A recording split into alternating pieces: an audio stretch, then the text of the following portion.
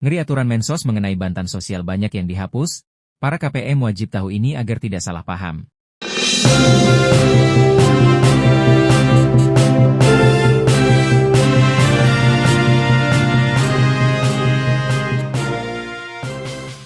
Assalamualaikum warahmatullahi wabarakatuh sahabat KPM dimanapun kalian berada. Pemerintah melalui Kementerian Sosial memastikan bahwa pencairan bantuan sosial program Keluarga Harapan, PKH, dan bantuan pangan non-tunai, BPNT, tahap kedua tahun 2025 akan dilakukan secara serentak pada bulan Mei mendatang.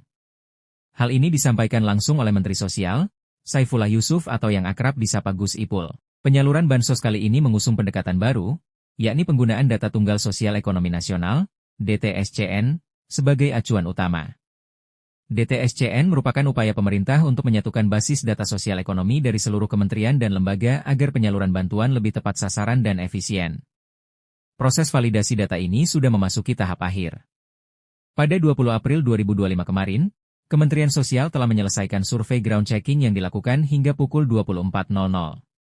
Kemudian pada 21 April, data prelist hasil survei ditarik untuk proses pengolahan lebih lanjut. Data ini lalu disatukan dan diserahkan kembali kepada Badan Pusat Statistik, BPS, untuk dilakukan pengukuran dan perankingan.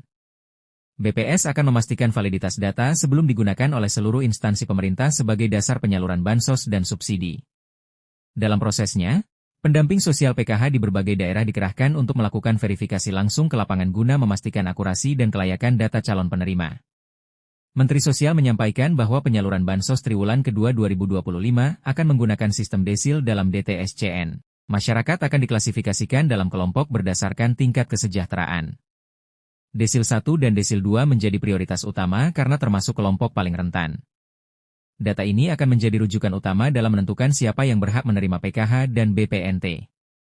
Gus Ipul menjelaskan bahwa proses penyaluran bansos sudah melalui sejumlah tahapan sejak Februari, yaitu tahap pra-penyaluran yang mencakup pengesahan data DTSCN, penyesuaian regulasi, uji petik, verifikasi dan validasi. Pada bulan April, Kementerian Sosial telah menetapkan calon keluarga penerima manfaat, KPM, dan lembaga penyalur. Bulan Mei akan menjadi waktu pelaksanaan penyaluran serentak, yang juga disertai dengan pendampingan, monitoring, serta penyediaan layanan pengaduan baik secara daring maupun luring. Sementara bulan Juni akan digunakan sebagai waktu evaluasi, penyesuaian data, dan rekonsiliasi anggaran serta pengembalian sisa dana ke kas negara jika ada kelebihan penyaluran. Penyaluran bansos tahun ini juga dilakukan secara triwulanan. Untuk tahap kedua ini, bantuan BPNT dipastikan sebesar Rp600.000, sementara nominal bantuan PKH akan menyesuaikan kategori penerima seperti ibu hamil, balita, lansia, dan pelajar. Besaran pastinya akan diumumkan setelah finalisasi data tahap 2. Proses pencairan dana diprediksi akan mulai pada minggu ketiga atau keempat bulan Mei, setelah validasi rekening KPM selesai, termasuk pembuatan rekening bagi yang belum memiliki. Dana bansos akan disalurkan melalui Ban Himbara atau PT Pos, tergantung skema penyaluran yang dipilih pemerintah. Jika tidak memungkinkan dilakukan pada Mei, pencairan akan dilaksanakan paling lambat Juni 2025.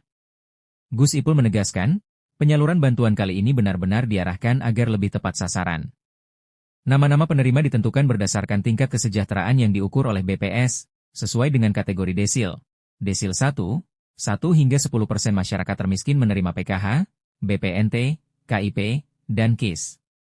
Desil 2, 11 hingga 20% sedih menerima BPNT, KIP, dan KIS.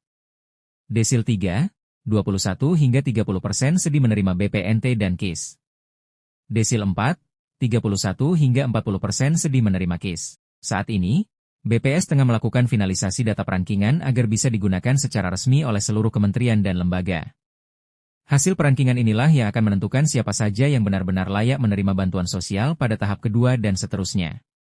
Pemerintah berharap dengan penerapan DTSCN, bantuan sosial bisa lebih tepat sasaran, transparan, dan dapat menjangkau mereka yang benar-benar membutuhkan. Demikianlah informasi mengenai bantuan sosial, semoga bisa menginspirasi buat KPM. Terima kasih dan Waalaikumsalam warahmatullahi wabarakatuh.